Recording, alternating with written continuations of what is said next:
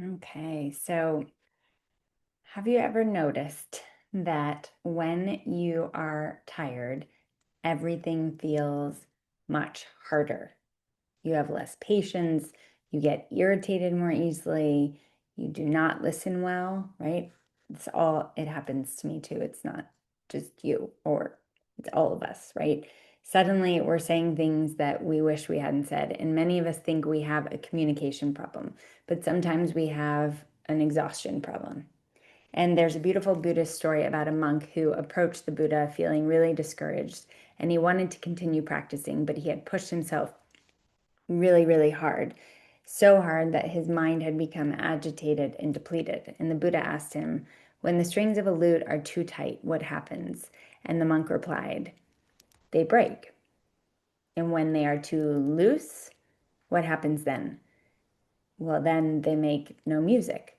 Only when they are tuned neither too tight nor too loose do they create harmony."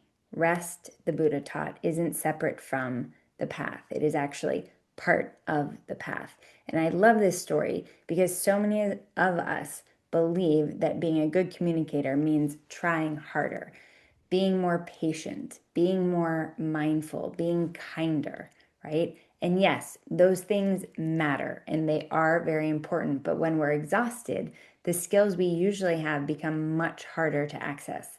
Listening becomes harder, pausing becomes harder, being generous becomes extremely difficult, which is why one of the most mindful things that we can do is acknowledge our limits.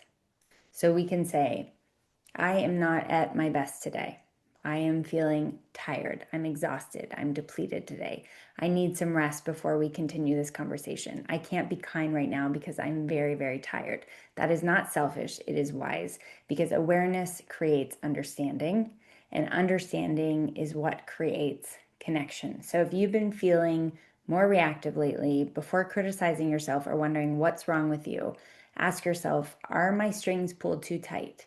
Maybe you don't need to push harder. Maybe you need to rest.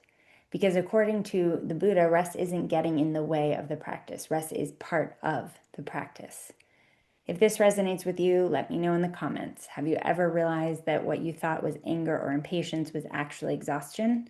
And if you'd like more teachings on mindful communication, make sure to subscribe or check out the links below for my books and courses as well. All right, we'll talk soon.